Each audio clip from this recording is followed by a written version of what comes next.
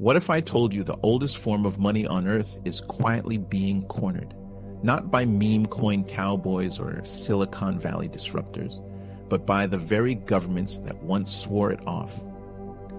Central banks scooped up more than 1,000 tons of gold last year, and spot now sits around $3,300 an ounce. Pour that coffee. Today's story isn't about shiny necklaces. It's about control. It's about how nations hedge against weaponized currencies, and how, behind the curtain, that hedge is mutating into a bid for geopolitical leverage. We'll trace gold's long conservatorship, decode the 2025 political calculus, and we'll unpack what 5,000 an ounce gold could do to your mortgage rate, your investment portfolio, and America's influence on the world stage. First, the flashbacks. 1971. Nixon slams the gold window shut, exiling bullion from official money. 2008. Quantitative easing floods the system. Gold spikes, then slumbers. 2022 through 2025. War premiums, tariff wars, and 8% inflation. Jolt prices 70% higher in barely 2 years.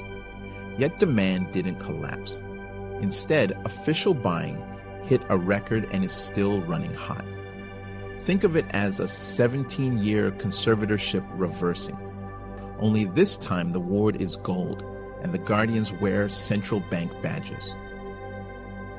Poland alone added 90 tons. Singapore, China, and even the Philippines padded reserves. If that déjà vu feels familiar, it should. Every empire under fiscal strain monetizes control. Thatcher privatized British gas. Washington floated Fannie and Freddie, and today capitals from Beijing to Warsaw hoard bullion. This isn't innovation, it's austerity dressed in opportunity. Investors have noticed. Bullion-backed ETFs just posted their first net inflow in 4 years. The big mining tracker, GDX, is up more than 40% this year. Wall Street isn't chasing fashion, it's chasing volatility and spreads. So why now? One word: politics. A second-term Trump team is signaling 50% tariffs on Chinese imports. Beijing and its BRICS partners are gaming out a sanctions-proof settlement system, and that system's collateral isn't Bitcoin, it's gold. No congressional vote required. No IMF sign-off. Here's the twist most analysts miss. Piling bullion onto central bank balance sheets doesn't just diversify reserves. It reshapes global funding costs. When those banks swap agency mortgage bonds for bars, they sell dollars, pushing DXY lower and widening swap spreads. Precisely the mortgage rate squeeze we feared if Fannie and Freddie ever lost their guarantee. Your 30-year fix could drift from 6.6 to 7.2. Not because Powell hikes, but because foreign demand for agency paper softens as bullion shines. In other words, your suburban dream gets repriced by a metal buried miles away. Who wins? Central banks gain a sanction shield. Underwriters of new bullion products pocket rich fees. Royalty streaming firms enjoy cash flow upside with zero CapEx. And mortgage REITs like NLY and AGNC thrive on wider spreads. For them, this is Wall Street's Super Bowl. Who loses? Regional U.S. banks already nursing hundreds of billions in unrealized losses on low coupon bonds face fresh markdowns. Asian jewelers see retail demand tumble as shoppers balk at record sticker prices. And sovereign borrowers everywhere pay a little more for dollar funding each time a tranche of mortgage bonds gets swapped for bullion. Sensor number 1, Treasury TIC data. A sudden 50 billion drop in foreign agency holdings is your canary. Sensor 2, the Shanghai Futures Premium. When Shanghai trades $50 above COMEX, metal drains west to east. Sensor 3, ETF tonnage. A shock outflow often signals forced liquidations, not tops. Let's get granular. Gold isn't just insurance anymore. It's turning into shadow foreign policy. Tehran now settles oil cargoes for bullion. Warsaw explicitly links reserve strategy to geopolitical uncertainty. Even tiny Bolivia is buying a ton per month just to plug its currency gap. Zoom back out. At $4,100 an ounce, metals analysts say we'd enter monetary reset territory. Why? Because bullion at that level implies either inflation has escaped the corral or sovereign credit is being repriced. Either way, gold becomes a live vote on fiscal stamina. Let's stress test the household ledger. A 100 basis point increase in mortgage rates cuts a typical household's borrowing power by roughly 12%. Combine that with insurance premiums already rising, and you have the ingredients for a stealth affordability crunch. No Fed hike required, just bullion bid. Meanwhile, gold's correlation to tech stocks flipped negative this year. Owning bars hedges against both inflation spikes and liquidity panics. It's the one asset that rallies when Silicon Valley valuations deflate and when the DXY buckles. Action plan, part 1, barbell duration. Hold short-dated T-bills for liquidity and physical, or the most liquid trust shares for convexity. Action plan part 2. Favor royalty streaming equities over levered producers. They outperformed miners 2-to-1 during the 2020 rally and require no diesel or explosives. Action plan part 3. Monitor the Shanghai COMEX ARB daily. Persistent gaps mean Asian vaults are hoovering Western supply, a prelude to price gaps in New York. Action plan part 4. Hedge home builder exposure. Long building material producers, short luxury builders. Spreads widen when mortgages pop. Now, jewelry. Demand fell double digits last year, especially in China and India. That sounds bearish until you realize those consumers historically buy only after corrections. If bullion reprices to 4,500 and then backtracks to 39, retail floods in. Volatility is the new marketing campaign. Let's tackle a myth. Gold has no yield. True, but neither does insurance until disaster strikes. When foreign buyers shift from agency debt to bullion, they forego yield to buy optionality. The option to sit outside dollar hegemony for a season. Optionality is priceless until it isn't. Think about the dollar for a moment.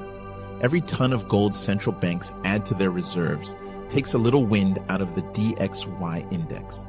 A softer greenback makes imported energy pricier, squeezing family budgets and factory margins alike.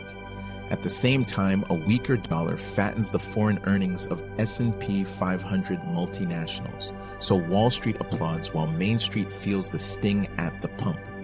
Regional banks are the soft underbelly. They loaded up on low-coupon mortgage bonds in the zero-rate era. If agency spreads blow out, their capital ratios compress. Exactly the dynamic that took down Silicon Valley Bank. But this time the catalyst isn't Fed hikes, it's bullion bids. Meanwhile, commodity traders sense a super cycle. Copper, silver, and even neglected platinum are hitching a ride. But be selective. Inflation hedges that actually earn carry, like royalty contracts, often beat raw commodity futures, once storage and roll costs bite. All this raises a strategic question. Does a bullion-buffered world give Washington more flexibility or erode its last monetary lever? Historically, America's mortgage market doubled as stealth sovereign debt. If foreign desks now swap Fannie paper for gold, that lever shortens. Now the philosophical layer.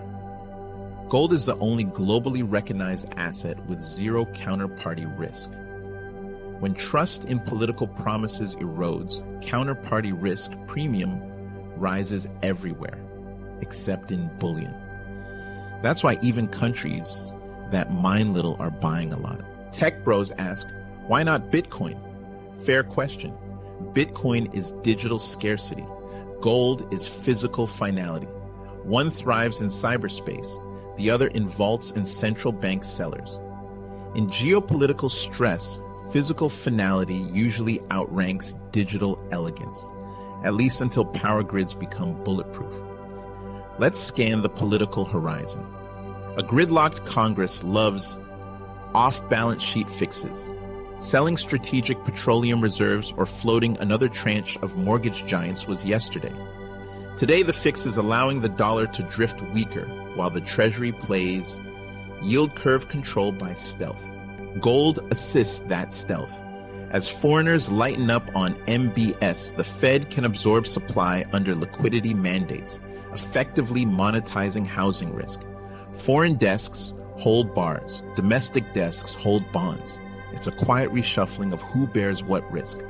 Critics say gold is unproductive. True, but so is an airbag until the crash. The point isn't yield, the point is survival. And right now, portfolio airbags are cheap relative to the speed at which global debt is climbing. Let's close the history loop. Rome taxed grain when silver ran short. Britain privatized rails when the empire's reach shrank. America floated Fannie and Freddie post-crisis. Now the world is buying bullion against a backdrop of fiscal creep and geopolitical fracture. But there's still opportunity. Rotate out of mid-curve bonds. Accumulate royalty streams on pullbacks. Use TIC releases and Shanghai premiums as early warning radars.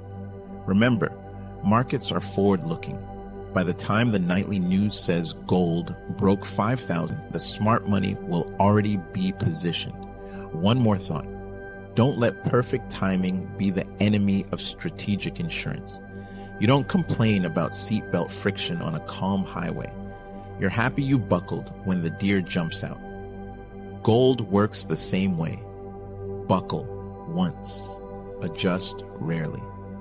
If this breakdown helped you, share it with someone who still thinks bullion is just a rock. Drop a comment. Does $5,000 gold signal strength or surrender? And if you want more contrarian macro deep dives, hit subscribe and ring that bell so you never miss a swing trade in empire logic. Because history rhymes, power rebrands, and markets never sleep. The next chapter could be Saudi-backed gold tokens, or a flash crash in mortgage bonds, or both on the same Tuesday. Either way, having a little timeless metal in your corner has rarely looked more prudent. History rhymes, power rebrands. Stay inquisitive.